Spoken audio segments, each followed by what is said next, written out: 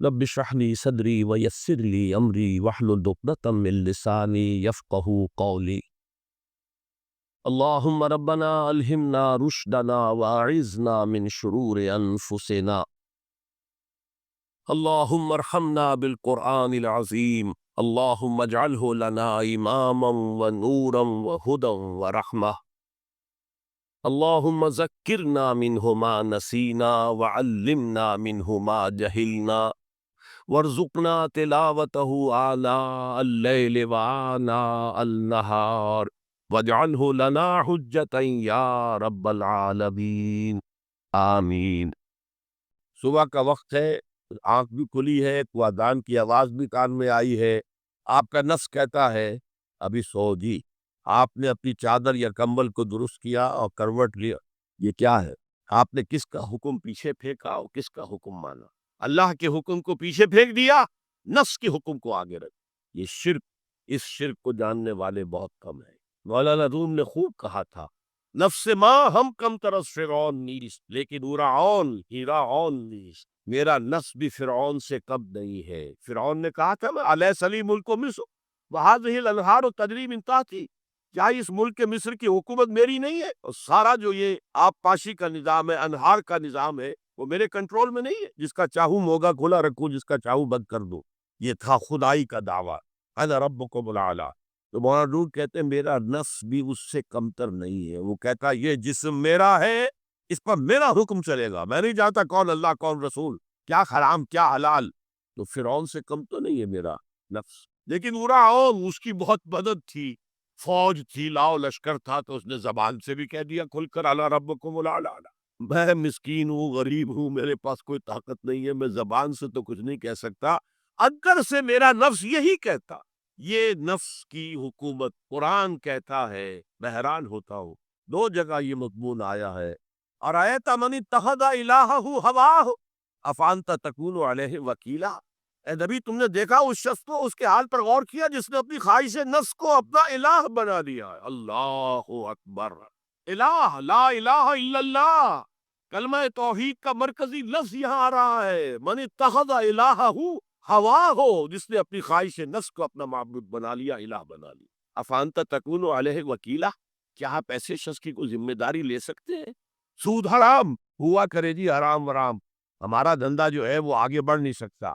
اللہ کے حکم کو پیچھے ڈالا، نفس کے تقاضے کو آگے رکھا۔ کون معبود ہے آپ؟ نام عبداللہ رکھیے، نام عبد الرحمن رکھیے، ہے عبد النفس، نفس کے بندے، نفس کے غلام۔ پوچھا گیا ایو الہجرت افضل یا رسول اللہ، اے اللہ کے رسول بتائیے سب سے اعلیٰ ہجرت کون سی ہے، افضل؟ فرمایا ان تاجر ما کرے ربک، ہر اس چیز کو چھوڑ دو جو تمہارے رب کو پسند نہیں۔ آج رات ہی سے آپ ہجرت شروع کر سکتے ہیں۔ جائزہ لیجئے کیا کیا چیزیں میری زندگی میں خلاف شریعت ہے، تو اللہ کو ناپسند ہے، فیصلہ کیجئے کہ آج کے بعد نہیں ہوگی، ہجرت شروع ہو گئی۔ افضل الہجرہ، سب سے افضل ہجرت شروع ہو گئی۔ المجاہد من جاہد نفسہ، جہاد تو یہاں سے شروع ہو گیا، اپنے نفس کے خلاف جہاد کرنا۔ صبح نفس نے کہا ابھی سو جاؤ، آپ نے نفس کی بات کو رد کیا، اپنا کمبل اٹھا کے پھینکا، اٹھے، وضو کیا، نماز کے لیے آپ مسجد چل دیے، آپ نے جہاد کیا نفس کے خلاف۔ یہ افضل الجہاد ہے۔ افرأیت من اتخذ الہہ ہواہ افانت تکون علیہ وکیلا، کیا تم نے غور کیا اس شخص کی حالت پر جس نے اپنی خواہش نفس کو اپنا معبود بنا لیا، الہ بنا لیا؟ کہہ رہا ہے لا الہ الا اللہ، لا الہ الا اللہ، لیکن الہ تو اس کا نفس ہے۔ ظاہر بات ہے فرعون نے اگر دعویٰ کیا تھا میں تمہارا خدا ہوں، انا ربکم الاعلی، تو کیا اس کا مطلب یہ تھا کائنات میں نے پیدا کی ہے، تمہیں میں نے پیدا کی ہے؟ ذرا سوچیے، کیا وہ بزرگ موجود نہیں ہوں گے جنہوں نے اسے دیکھا ہو کہ آج اس کی ولادت ہوئی تھی، کل اس کی کوئی اور سیری بنی ہوئی تھی؟ یہ کیسے تھا؟ وہ دعویٰ کیا تھا؟ میرا حکم چلے گا، میں نہیں جانتا، الیس لی ملک مصر، مصر کی حکومت میری ہے کہ نہیں؟ قرآن حکیم نے بھی سورہ آل عمران کے آخری رکوع میں ذکر کو سب سے پہلے اور سب سے اہم عامل کی حیثیت سے شمار کیا۔ چنانچہ اس کی پہلی آیت جو ہے سورہ آل عمران کے آخری رکوع کی، اس میں تو وہی مضمون جو میں بیان کر چکا وہ آیا ہے، ان فی خلق السماوات والارض واختلاف اللیل والنہار لآیات لأولی الالباب، یقیناً آسمان اور زمین کی تخلیق میں اور دن اور رات کے الٹ پھیر میں نشانیاں ہیں ہوش مندوں کی۔ ان کے ذریعے سے انسانی شعور کے اندر وہ معرفت رب اجاگر ہوگی، وہ پہلا مرحلہ اس نے طے کر لیا، وہ ڈورمنٹ معرفت اب ایکٹیویٹ ہو گئی۔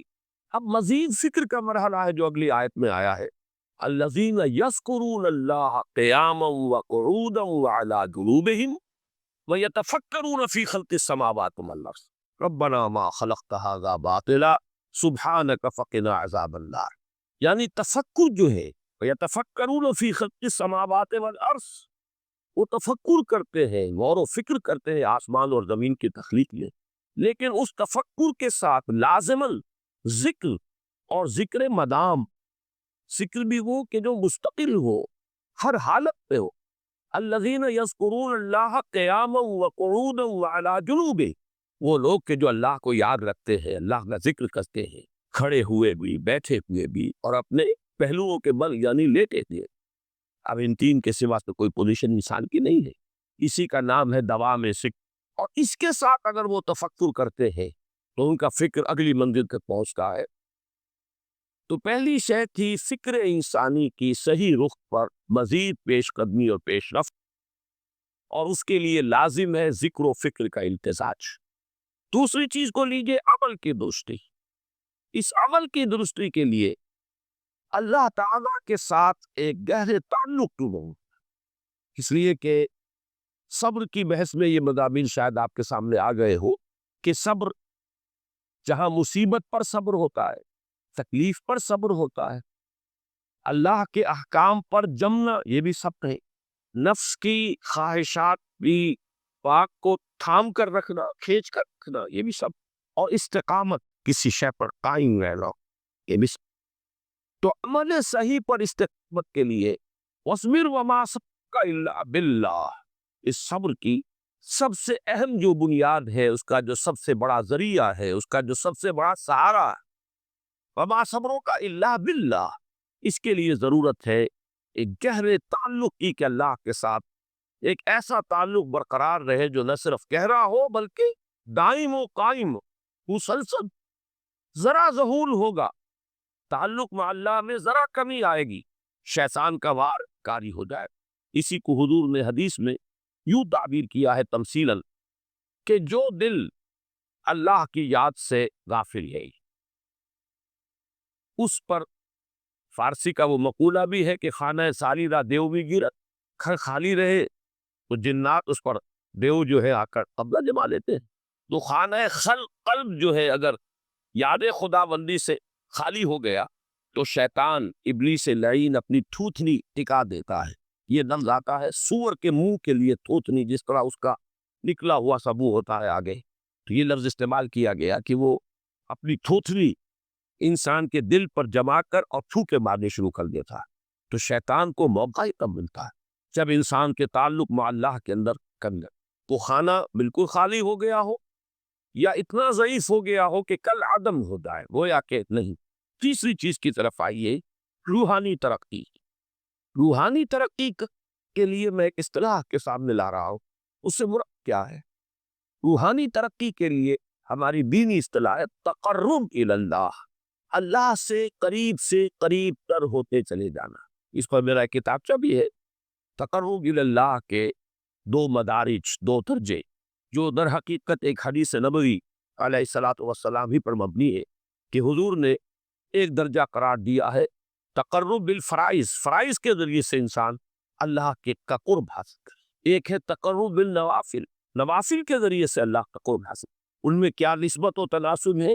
اہمیت کے اعتبار سے کون بڑھ کر ہے، بلندی کے اعتبار سے کون بڑھ کر ہے، یہ تمام مسائل میں نے اپنی اس تقریر میں بیان کیے تھے جو اس کتاب کے میں شائع ہوئی ہے۔ اس وقت میں اس کی تفصیل میں نہیں جا رہا، صرف یہ تذکرہ اس لیے کر رہا ہوں کہ جن کو بھی خواہش ہو جائے وہ اس کا مطالعہ کرے۔ ہماری اس وقت کی گفتگو سے وہ کتابچہ اس جگہ پر منصرف ہوگا۔ تو تقرب الی اللہ، یہ تقرب کوئی فزیکل فنومینل نہیں ہے، جسمانی یا مادی مسئلہ نہیں ہے۔ اللہ سے قرب یہ نہیں ہے کہ کوئی کروڑوں میل کا فاصلہ ہے، اب ہمیں وہ رسی پر چڑھنا ہے اوپر بڑی محنت اور مشقت سے۔ فصل تو ہے ہی نہیں، فاصلہ ہے ہی نہیں، بود ہے ہی نہیں۔ نحن اقرب الیہ من حبل الورید، ہم تو انسان سے اس کی شہرگ سے بھی زیادہ قریب۔ ہوا معکم اینما کنتم، وہ تو تمہارے ساتھ ہی ہوتا ہے جہاں کہیں بھی تم ہو، بس صرف یہ کہ تمہاری توجہ نہیں ہوتی۔ تم اور چیزوں میں مشغول و مصروف رہتے ہو، تم ہماری طرف دھیان ہی نہیں دیتے تھے، تم ہماری طرف متوجہ ہی نہیں ہوتے تھے۔ ہم تو مائل بے کرم ہے، کوئی سائل ہی نہیں، راہ دکھلائیں کسے رہنم منزل ہی نہیں۔ انسان جب متوجہ ہو جاتا ہے اور بڑھتا ہے، آگے پیش قدمی کرتا ہے روحانی اعتبار سے، تو یہ ہے در حقیقت تقرب اللہ، اور اسی کو ہم کہیں گے روحانی ترقی۔ اب ان تین چیزوں کو اگر آپ نے ذہن میں جما لیا، پھر میری بات کی ترکیب اس کو ذہن میں قائم کیجئے۔ ہم چلے کہاں سے کہ دین کے ساتھ اصل مناسبت فلسفے کی نہیں، حکمت کی۔ نمبر دو، حکمت قرآنی کا پہلا اور اہم ترین اور بنیادی مسئلہ معرفت رب کا حصول، اس کا نتیجہ شکر خدا، اس کا ذریعہ آیات آفاقی، آیات انفسی، اور سب سے بڑھ کر آیات قرآنیہ جو الذکر ہے، جو تذکرہ ہے، جو ذکر ہے۔ لیکن اس پہلے مرحلے کو اگر کوئی انسان بفضل ہی تعالی، اللہ کے فضل و کرم سے طے کر لے، اب اس کے سامنے تین مسئلے ہیں۔ فکر کی مزید پیش رفت، مزید پیش قدمی صحیح رخ پر، اس کے لیے ذکر اور فکر دونوں کا امتزاج لازمی ہے۔ فقہ قرآن اختلاط ذکر و فکر، الذین یذکرون اللہ قیاما وقعودا وعلی جنوبہم ویتفکرون فی خلق السماوات۔ دوسری شے عمل کا درست رہنا، نہ افراط و تفریط ہو، عدم توازن ہو، نہ انسان نفس سے مغلوب ہو جائے، نہ انسان جذبات کی رو میں اندھا ہو جائے، نہ انسان ماحول سے مرعوب ہو کر متاثر، صحیح رخ پر اس کا عمل۔ نمبر تین، روحانی ترقی، جو اصل حاصل، جو اصل مقصود ہے۔ نمبر دو چیز کے لیے تعلق مع اللہ ضروری، نمبر تین کے لیے تقرب اللہ۔ اب غور کیجئے، ان تینوں چیزوں کا بڑا گہرا تعلق ہے نماز کے ساتھ، ان تینوں کے لیے ستون کی حیثیت نماز کو۔ لہذا ایمان کے بعد یا معرفت رب کے بعد حکمت دین کا اہم ترین مسئلہ نماز، صلاۃ، اس لیے کہ ایک طرف یہ انسان کو اللہ کے ساتھ ایک گہرے تعلق کا ذریعہ فراہم، اپنے تمام مصروفیات میں سے، ان مشغولیتوں میں جن میں گم ہونے کا خدشہ ہوتا، نکلو۔ 24 گھنٹے کے معمولات میں سے کم 5 مرتبہ تو لازماً نکلو، اور اپنے آپ کو ذرا، اپنے حواس کو بھی، اپنی باطنی کیفیات کو بھی ذرا تازہ کرو۔ اگر کوئی گندگی، نجاست، کسی طرح کی ناپاکی کا کوئی معاملہ ہے، طہارت حاصل، طہارت سے تمہارے اندر روح کو بھی بالندگی ہوگی، تمہارے حواس بھی تازہ ہوگے، تم گویا کہ بحیثیت کل تمہاری ہستی چاق و چوبند ہو جائے، وہ کسل، وہ سستیاں، وہ جو کثافتیں ہوتی ہیں، ان سب سے نجات حاصل کرو، اور اب اپنے رب کے حضور میں کھڑے ہو جاؤ، اس کے ساتھ اپنا عہد بھی تازہ کرو، اس کی اہم صفات کو بھی اپنے ذہن میں پھر مستحضر کرو۔ یہی وجہ ہے، دیکھیے میں نے جو آیات آپ کو شروع میں سنائی تھی، سورہ لقمان کی 2 آیتیں، پہلی آیت میں اس کا ترجمہ کر چکا، دوسری آیت وَلَقَدْ وَإِذْ قَالَ لُقْمَانُ لِابْنِهِ وَهُوَ يَعِظُهُ يَا بُنَيَّ لَا تُشْرِكْ بِاللَّهِ إِنَّ الشِّرْكَ لَظُلْمٌ عَظِيمٌ۔ اس کے بعد درمیان میں کچھ مضمون آ کر پھر وہ آیت مبارکہ آئی تھی، یا بنی اقیم الصلاۃ وامر بالمعروف وانہی عن المنکر واصبر علی ما اصاب۔ گویا کہ اہم ترین چیز، بنیادی ترین چیز، اللہ کو محض پہچان لینا کافی نہیں ہے، یاد رکھنا ضروری۔ اللہ یاد رہے گا تو فکر صحیح آگے، اللہ یاد رہے گا اور اس کے ساتھ ایک گہرا تعلق جو ہے برقرار رہے گا تو عمل درست رہے گا۔ بالکل یہی بات سورہ طٰہٰ میں جو پہلی وحی حضرت موسیٰ علیہ السلام پر ہوئی، اور پہلا مخاطبہ ہے، چونکہ حضرت موسیٰ کو یہ انبیاء کرام کے مقدس گروہ میں ایک امتیازی حیثیت حاصل ہے کہ ان سے براہ راست گفتگو ہوئی ہے، اگرچہ صرف ایک پردہ تھا، اوٹ من ورائے حجاب گفتگو ہوئی ہے، لیکن یہ کہ کوئی فرشتے کا درمیانی جو ہے وہ لنک نہیں تھا، براہ راست اللہ تعالیٰ نے حضرت موسیٰ علیہ السلام سے کلام فرمایا، کلم اللہ موسیٰ تکلیما، موسیٰ سے تو اللہ نے کلام فرمایا جیسے کہ کلام کیا جاتا۔ تو پہلا مخاطبہ ہے، یہ پہلا مکالمہ ہے، پہلی وحی کہیے، اسی میں یہ الفاظ بھی موجود ہیں، اننی انا اللہ لا الہ الا انا فاعبدنی واقم الصلاۃ لذکری۔ یہ گویا کہ حکمت قرآنی کا ایک بہت بڑا خزانہ ہے یہ آیت مبارکہ، کہ خود حضرت موسیٰ علیہ السلام کو جو ہدایت دی جا رہی ہے میں ہوں، میں اللہ، اننی انا اللہ لا الہ الا انا، میرے سوا کوئی معبود نہیں، بدنی، بس میری بندگی، میری عبادت، میری پرستش، میری محبت، اس کو اختیار کرو۔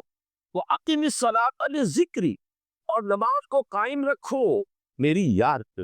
بلکہ اسی سلسلہ کلام میں آگے چل کر سورہ طٰہٰ میں آتا ہے، کافی گفت و شنید کے بعد جب حضرت موسیٰ نے کچھ معذرت بھی کی، کچھ دعائیں بھی کی، اللہ نے ایک دعا قبول بھی کی کہ ان کے بھائی کو بھی شریک کر دیا، حضرت ہارون کو بھی۔ اس کے بعد پھر جب فرمایا کہ اب جاؤ فرعون کی طرف، تو اس میں فرمایا وَلَا تَنِعَ فِي ذِکْرِی، اور دیکھنا یہ جو عظیم مشن تمہارے کندھے پر آ گیا ہے، بڑا بھاری اور کٹھن ایک فرض ہے جو تم پر عائد ہو گیا ہے، اس کے لیے سب سے بڑی تمہارے پاس جو قوت کا ذریعہ ہے وہ نماز۔ اقیم فلا تنیہ عن ذکری، میری یاد میں کبھی غفلت نہ کرنا، اس میں کبھی کوئی کمی نہ آنے دینا۔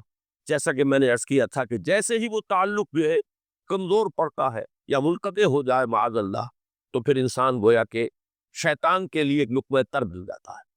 اب آپ غور کیجئے، تیسری شے تقرب اللہ، اس کے حوالے سے بھی جو فرائض اور نوافل کی بات ہے اس کو اس وقت ذہن سے نکال کر یہ سمجھیے کہ اس میں نماز کا کیا مقام ہے، اس لیے کہ نماز فرض بھی ہے، نماز نفل بھی ہے، وہ تو دونوں میں شریک ہو جائے۔ اب اس کو لفظ صلاۃ کے حوالے سے آپ ان دونوں چیزوں کو سمجھیں۔ صاد لام واو یا یہ چونکہ حروف علت ایک دوسرے سے بدلتے رہتے ہیں، یہ جو مادہ ہے اس کی جو خالص لغوی اصل ہے، جو خالص عربی زبان میں اس کا بنیادی مفہوم ہے، وہ اگ جلانا یا اگ تاپنا یا اگ سینکنا، حرارت حاصل۔ لہذا بار بار آتا ہے جہنم کے ذکر میں، اسلوہا، اب جلو اس میں، تاپو اس کو، یہ سینکے گی تمہیں۔ بلکہ تسقلون کا لفظ آیا ہے حضرت موسیٰ کے کلام میں، جب وہ گئے تھے کوہ طور پر، جب پہنچ گئے تو تھے آگ کی تلاش میں، لعلکم تسقلون، تو اپنے اہل خانہ سے یہی کہا تھا کہ مجھے کہیں وہ روشنی نظر آ رہی ہے، غالباً کوئی وہاں سے آگ مل سکے گی، ورنہ یہ کہ کوئی رہنمائی کو رستہ مجھے مل سکے گا، میں وہ آگ لے آؤں گا، کوئی چنگاری وہاں سے لے آؤں، لعلکم تسقلون، تاکہ تم، اب یہ اصطلاح در حقیقت باب استعال ہے، اور یہ تے یہاں پر کوئے کی شکل استعال کر دی، تا نے طوبل اس صورت اختیار کی صاد کی وجہ سے۔ بہرحال اس کا سب سے بنیادی مفہوم جو ہے وہ ہے تاپنا، سکائی حاصل کرنا، حرارت۔ اس کے حوالے سے سمجھ لیجئے کہ سب سے بنیادی تعلق اس کا جو ہے وہ روح کے ساتھ۔ روح میں محبت خداوندی کی آگ اگر ٹھنڈی پڑ گئی ہو، اگر محبت خداوندی کی حرارت میں کمی ہو گئی، تو اس کو اثر نو، جس کو کہ میں آج سوچ رہا تھا تو ایک لفظ ذہن میں آیا کہ جیسے بیٹری اس کو ریچارج کیا جاتا، اسی طریقے سے روح کے اندر محبت خداوندی کی اس حرارت کو اثر نو پیدا کرنا، یہ ہے در حقیقت نماز کا اثر۔ اس لیے کہ اس لفظ کا بنیادی مفہوم، اصل لغوی مفہوم یہ، اگرچہ اس کا سب سے زیادہ کثرت سے جو استعمال ہوتا، اور لفظ صلاۃ جس سے در حقیقت جس تصور پر مبنی ہے وہ ہے اقناع، کسی کی طرف متوجہ ہونا، اور پھر دعا۔ صلاۃ کا سب سے قریبی مفہوم لفظی جب بیان کیا جائے گا، اس سے مراد اس کے معنی، تو دعا اس میں اہم ترین، کسی کی طرف توجہ کرنا، مناجات کرنا، گفتگو کرنا، مخاطبہ، مکالمہ، دعا، یہ در حقیقت صلاۃ کا سب سے اصطلاحی مفہوم ہے۔ لیکن جو اس کا مادہ ہے، صاد لام واو یا صاد لام یا، اس کا اصل مفہوم جو ہے وہ تاپنا، حرارت حاصل کر۔ تو ان دونوں کے حوالے سے عرض کر رہا، وہ تاپنا اور حرارت حاصل کرنا وہ ہے روح کے اعتبار سے۔ وہ جو کہا اقبال نے کہ مجھے عشق کی آگ اندھیر ہے، مسلمان نہیں رات کا ڈھیر، کہ عشق کی آگ جب بجھ جاتی ہے، در حقیقت یہی تو انسان کی روحانی موت ہے۔ یہ اب یہ نہ رہے تو چاہے منطق میں بہت انسان ماہر ہو، مجھے اقبال کا ایک شعر یاد آیا تقابل کرتے ہوئے، ایک انسان محکوم اور ایک انسان حر، آزاد انسان، ان کی نفسیات میں جو بنیادی فرق علامہ اقبال نے مختلف مواقع پر بیان کیے ہیں۔ محکوم ہے بیگانہ اخلاص و مروت، ہر چند کے منطق کی دلیلوں میں ہے چالاک، تو منطق کی دلیلوں میں انسان چالاک ہو جائے، اور وہ لغت ہائے حجازی کا وہ ایک خزانہ بن جائے، اسے تمام الفاظ کے معنی یاد ہو، وہ بڑے مسائل فقہ کے اسے ازبر ہو، جزیات بے انتہا جزیات جو ہے وہ مستحضر ہو، فلسفے کے بڑے بڑے مسئلے اس نے حل کر لیے ہوں، لیکن اگر روح میں وہ اللہ کی محبت کی آگ نہیں ہے، وہ تپش نہیں، اجی اس کی آگ اندھیر ہے، مسلمان نہیں لاپتا تھے۔ اسی کے حوالے سے آج مجھے یاد آیا تھا کہ وہ جو بڑی سادہ سی ایک نظم ہے، اللہ تعالیٰ سے دعا یا رب دل مسلم کو وہ زندہ تمنا دے، اس میں بھی جو الفاظ آئے جو روح کو گرما دے اور قلب کو تڑ، یہ ہے اصل جو مقصود ہے نماز۔ اور یہی وہ چیز ہے جیسا کہ میں نے عرض کیا تھا کہ نگاہوں سے یہ پہلو سامنے ہے ہی نہیں، دوسرا پہلو سامنے ہے، اور وہ بھی میرے نزدیک بہت اہم ہے، بہت بنیادی ہے، اس میں کوئی شک نہیں، لیکن یہ ہے بلند طریق پر کہ تقرب اللہ، اس کے لیے در حقیقت یہ کس لیے درکار ہے؟ روح کے اندر عشق کی حرارت اور درمی آگاہ، بس یہ اندر دب جاتی ہے، جیسے انگارہ ہوتا ہے آگ کا، اس کے اوپر آگ اور آ جاتی ہے، اندر کچھ ہوتی ہے، دبی ہوئی سمجھ، بجھی ہوئی نہ جان، اس دبی ہوئی آگ کو پھر ایک شعلہ بنانا، پھر اس کے اندر ایک حیات تازہ پیدا کرنا، یہ ہے نماز کا اہم ترین اور بلند ترین وقت۔ لیکن اس کے ساتھ ہی اس نماز میں ذکر ہونا، اس کا یہ ذکر ہے، اور ذکر کی جب میں فہرست بیان کیا کرتا ہوں بہت سے حضرات کے سامنے ہوگا کہ ذکر کا در حقیقت مفہوم ہے استحضار اللہ فی القلب۔ ہمارے ہاں غلطی سے جو ذرائع ذکر ہے انہیں ذکر قرار دے دیا گیا ہے، نماز ذکر نہیں ہے، نماز ذکر کا ذریعہ، اقیم الصلاۃ لذکری، نماز قائم کرو میرے ذکر کے، یہ اللہ اللہ کہنا، یا ادعیائے معصورہ جو حضور صلی اللہ علیہ وسلم کی مسنون دعائیں ہیں، انہیں اپنے تمام معمولات دنیاوی کے ساتھ ساتھ ان دعاؤں کو بھی انسان پڑھتا رہے، اللہ سے دعا کرتا رہے، یہ تمام ذرائع ذکر ہے۔ سبحان اللہ، الحمدللہ الحمدللہ، اس کا آپ ورد کیجئے، یہ بھی ذریعہ ذکر، حقیقت میں ذکر ہے استحضار اللہ فی القلب، اللہ کو دل میں لے آنا، اللہ کو دل میں حاضر کر لینا، اصل میں تو ترجمہ ہوگا، لیکن حاضر جاننا، یہ کیفیت جو ہے انسان کو حاصل ہوتا ہے۔ اب اس کے حوالے سے ذرا بات سمجھیے کہ ایک تو میں عرض کر چکا ہوں جب ذکر تو قرآن، لہذا ذکر کی سیریز جب آپ کریں گے، ذرائع ذکر تو ان میں سب سے پہلے قرآن آئے، اس لیے کہ وہ ہماری حکمت کے پہلے مسئلے کو حل کر رہا ہے، بنیادی مسئلہ، اہم ترین مسئلہ۔ دوسرے نمبر پر ذکر جو ہے، اب اس کے لیے کچھ اصطلاحات جو میرے مختلف دروس میں شاید آپ کے سامنے بعد میں آئیں یا پہلی آ چکی ہو، ان کے حوالے سے میری بات سن۔ ایک ذکر غیابی ہے، تھرڈ پرسن میں، صیغہ غائب میں اللہ کی یاد کر، اللہ اکبر اللہ اکبر اللہ اکبر۔ اب یہ اللہ اکبر جو ہے یہ جملہ اسمیہ خبریہ ہے، ایک حقیقت کی تکرار آپ کر رہے ہیں، اللہ سب سے بڑا ہے، اللہ سب سے بڑا ہے، سبحان اللہ سبحان اللہ سبحان اللہ۔ یہ در حقیقت ذکر غیابی ہے کہ آپ اس میں مخاطب نہیں ہے اللہ، ایک ذکر خطابی کہیں یا ذکر حضوری کہیں، جس میں مکالمہ ہوگا، اس میں گفتگو ہوتی۔ تو نماز در حقیقت ذکر حضوری اور ذکر خطابی کی بلند ترین شکل، اس لیے میں نے عرض کیا تھا کہ نماز کے لفظ یا صلاۃ کے لفظ، یہ اصطلاحی معنی جو اکثر و بیشتر کیے جاتے ہیں وہ ہے دعا، اور دعا میں ہوتا کیا ہے؟ وہ کہتا ہے اے اللہ، اے تیرے رب، اے پروردگار، یہ کہ اس میں اقدام اور کسی کی طرف متوجہ ہونا، یہی وجہ ہے کہ افتتاح صلاۃ، نماز کو شروع کرنے کے لیے ایک تو وہ الفاظ جو قرآن مجید میں آئے ہیں، انی وجہت وجہی للذی فطر السماوات والارض حنیفا وما انا من المشرکین، یہ ہے توجہ کا ارتکاز، بشرطے کہ یہ صرف الفاظ ہی نہ نکل رہے ہو، واقعتاً یہ تعبیر ہو اس وقت کی انسان کی نفسیاتی کیفیت میں، کہ شعوری طور پر وہ فیصلہ کرتا ہے کہ اب میں منقطع ہو رہا، ہر چہار طرف سے اپنی توجہ کو ہٹا کر، ہر مسئلے سے اپنے آپ کو خالی و ذہن کر کے، یعنی ظاہری اور باطنی دونوں اعتبار سے میں اپنی توجہ کا ارتکاز کر رہا ہوں اس ذات کی طرف جس نے آسمان اور زمین کو پیدا کیا گیا، اور بالکل یکسو ہو کر رہا ہوں۔ انی وجہت وجہی للذی فطر السماوات والارض حنیفا وما انا من المشرکین۔ اور دوسری وہ جو دعا جس سے ہم افتتاح کرتے ہیں اپنی نماز کا، دیکھیں اس میں خطاب کا کس قدر اہتمام، وہاں سبحان اللہ نہیں ہے، سبحانک اللہم، پاک ہے تو اے رب ہمارے، وَبِحَمْدِكَ وَتَبَارَكَ اسْمُكَ وَتَعَالَى جَدُّكَ۔ آپ غور کر رہے ہیں؟ یہ ہے خاطو براہ راست مخاطب ہونا پورے۔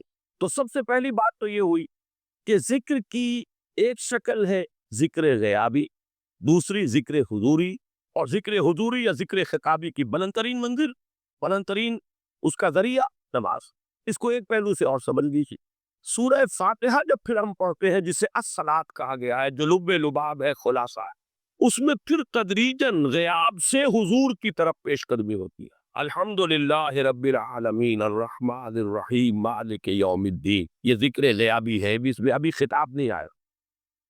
یہ وہی جملہ اسمیہ ہے، کل تعریف اس اللہ کے لیے ہے جو تمام جہانوں کا پروردگار ہے، مالک ہے، جو رحمان ہے، رحیم ہے، جزا و سزا کے دن کا مختار و مالک ہے۔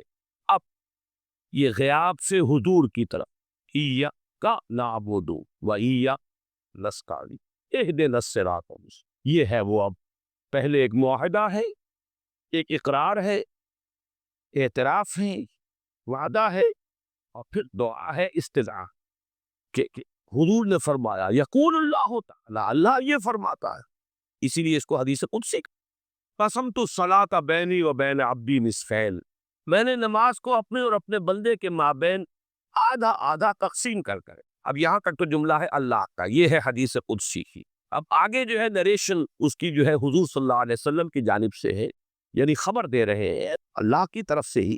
ویسے تو تمام احادیث ہی گویا کہ ہم سمجھتے ہیں انسپائرڈ تو اللہ کی طرف سے ہی، لیکن یہ کہ جہاں صراحت ہو کہ اللہ کہتا ہے وہ حدیث قدسی ہے۔ تو یقول اللہ تعالی قسمت الصلاۃ بینی و بین عبدی نصفین، یہاں تک تو حدیث قدسی۔ دوسری عام حدیث ہے، اذا قال العبد الحمد للہ رب العالمین یقول اللہ تعالی حمدنی عبدی، جب بندہ کہتا الحمدللہ رب العالمین، پروردگار کہتا ہے میرے بندے نے میری حق۔ جب بندہ کہتا ہے الرحمن الرحیم، پروردگار فرماتا ہے علیہ عبدی، میرے بندے نے میری ثنا کی، بڑی تعریف کی۔ جب بندہ کہتا ہے مالک یوم الدین، اللہ فرماتا ہے مجدنی عبدی، میرے بندے نے میری بڑی بزرگی بیان کی ہے، تمجید کی ہے۔ پھر جب بندہ کہتا ہے ایاک نعبد و ایاک نستعین، اللہ فرماتا ہے ھذا ما بینی و بین عبدی ولعبدی ما سأل، یہ ہے میرے اور میرے بندے کے درمیان۔